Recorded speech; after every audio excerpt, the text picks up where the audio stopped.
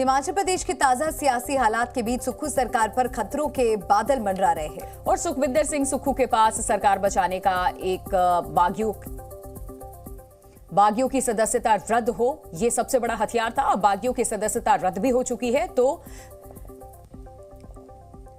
हिमाचल प्रदेश में 62 विधायक अब बचे हैं। ये आपको हम इस वक्त विधानसभा का जो आंकड़ा है, नंबर गेम है, वो समझा रहे हैं कि अभी भी कैसे कांग्रेस वहां सत्ता में बनी रहेगी, क्योंकि सबसे बड़ी चुनौती यही थी। जिन्होंने बगावत की उनकी सदस्यता रद्द हो जाए, खत्म हो जाए। दल बदल कानून के तहत उन पर यह कार्रवाई हुई है और बहुमत का आंकड़ा अभी भी आपको बता दें कि घटकर के 32 हो चुका है और कांग्रेस के विधायकों की जो कुल संख्या थी वो भी घटकर के 34 हो जाएगी। अब आगे जो अभी बहुमत से 2 अधिक है, ऐसे में भी सरकार पर कोई खतरा नहीं होगा, फिर चाहे निर्दलीय कांग्रेस के साथ रहे या ना रहे। तो सुक्खू के हाथ से क्या हिमाचल प्रदेश निकलेगा, ये सवाल लगातार बना हुआ था, लेकिन नंबर गेम में कांग्रेस अभी भी सही स्थिति में नजर आ रही है। मैं ये कहना चाहूंगा कि मैंने उनको अयोग्य घोषित कर दिया है। अब वो इस माननीय सदन के सदस्य नहीं रहे और अब ये जजमेंट जो है that is for judicial scrutiny also, that will be you see, चाहे हाई कोर्ट होगी चाहे सुप्रीम कोर्ट होगी, इसकी जुडिशियल स्क्रूटनी भी होगी। मैंने अपनी तरफ से ये प्रयास किए हैं कि दोनों पार्टियों को पूरा टाइम दिया है और मुझे इसलिए इस ऑर्डर को जल्दी करना था क्योंकि एंटी डिफेक्शन लॉ के अंदर जो इंटेंशन है उस लॉ की, और कमीशन जो लॉ कमीशन की जो रिपोर्ट्स हैं वो ये बोलती हैं कि आया राम गया राम की पॉलिटिक्स नहीं होनी चाहिए। छह ये पिटीशनर 6 के खिलाफ थी ये। एक तो हमारे माननीय सुधीर शर्मा जी, दूसरे जो है चैतन्य शर्मा जी, देवेंद्र भुट्टो जी, राजेंद्र राणा जी, इंद्रदत्त लखनपाल जी और रवि ठाकुर। ये जो हैं ये इन सब का संबंध कांग्रेस पार्टी से है। और एक और खबर इस वक्त बता दें, हिमाचल प्रदेश के 6 बागी विधायकों को अयोग्य करार दिए जाने के बाद प्रदेश कांग्रेस अध्यक्ष प्रतिभा सिंह ने कांग्रेस आलाकमान पर ही सवाल उठाए हैं। प्रतिभा सिंह का कहना है कि साल भर से ज्यादा वक्त बीतने के बावजूद अगर उनकी बात नहीं सुनी गई तो उनकी नाराजगी जायज है। प्रतिभा सिंह का कहना है कि अगर बागी विधायकों से बात की जाती तो ये हालात पैदा ही नहीं होते। जब आपको 1 साल का समय से ऊपर हो गया है और फिर भी आप उनका संज्ञान नहीं ले, फिर भी आप उनकी बात नहीं सुन रहे, तो उनका नाराज होना एक बहुत सी जायज सी बात है। आप उनको बिठाते, उनसे बातचीत करते, कोई सोल्यूशन निकालते, तो आज ये स्थिति पैदा होती। जब आप और कांग्रेस पर्यवेक्षकों ने आलाकमान को रिपोर्ट सौंपी है। रिपोर्ट में विधायक मंत्रियों की नाराजगी की बात सामने आई है। सूत्रों के हवाले से बड़ी खबर, सुक्खू को हटाने की सिफारिश। सूत्रों से यह भी जानकारी सामने आ रही है, सीएम को हटाने का फैसला नेतृत्व करे। सूत्र ये भी बता रहे हैं, पर्यवेक्षक है, रिपोर्ट उन्होंने सौंप दी है कि कुछ विधायक हैं जो सुक्खू से नाराज चल रहे हैं। पर्यवेक्षकों ने ये पूरी रिपोर्ट तैयार की और अब आलाकमान को रिपोर्ट सौंप दी गई है कि हिमाचल में क्या कुछ हो रहा है। ये सुखविंदर सिंह सुक्खू के नेतृत्व वाली जो सरकार है हिमाचल प्रदेश में, स्थिति क्या है कांग्रेस की। कांग्रेस पर्यवेक्षकों की रिपोर्ट में क्या है ये आपको हम बताते हैं, क्योंकि रिपोर्ट वो पर्यवेक्षकों ने आलाकमान को सौंपी है। सीएम के खिलाफ विधायकों मंत्रियों में असंतोष है, ये जानकारी दी गई है। सूत्रों से ये खबरें सामने आ रही हैं। ये रिपोर्ट में सब कुछ मेंशन किया गया। विधायकों की शिकायत, उनकी सुनवाई नहीं होती है।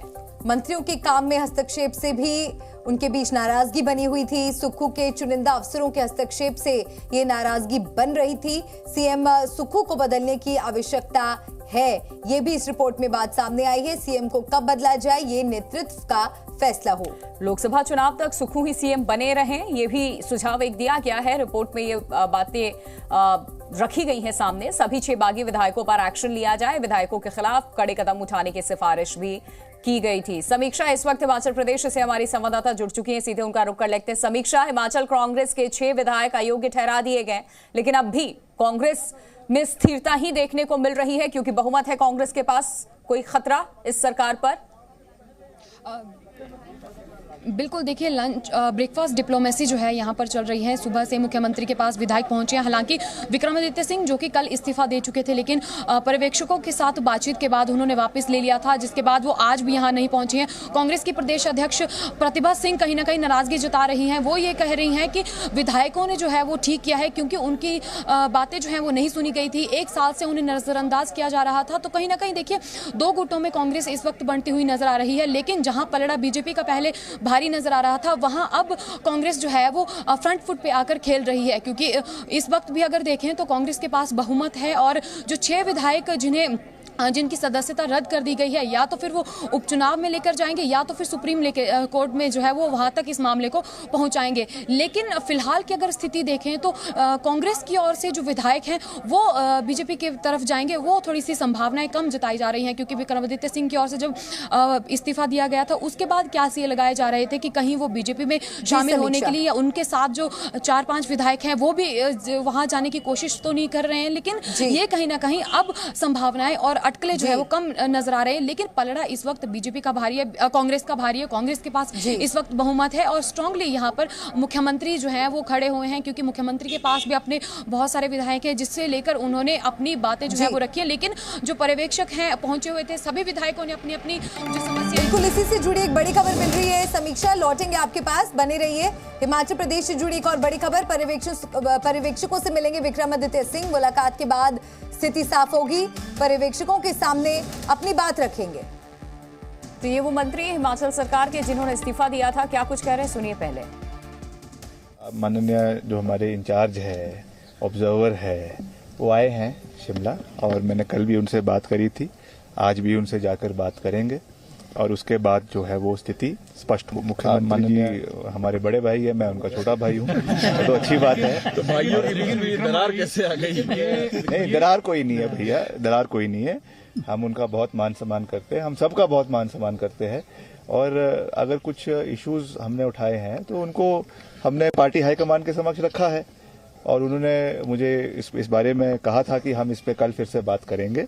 तो आज मैं अभी जाऊंगा उनसे मिलने के लिए, जो हमारे सभी ऑब्जर्वर्स आए हुए हैं। और समीक्षा हमारे साथ लगातार बनी हुई है। समीक्षा, इस वक्त पर्यवेक्षकों की जिस रिपोर्ट का जिक्र हो रहा है वो काफी अहम हो जाती है, क्योंकि जितने भी नाराज विधायक हैं उन्होंने खुलकर अपनी बात सामने रखी है।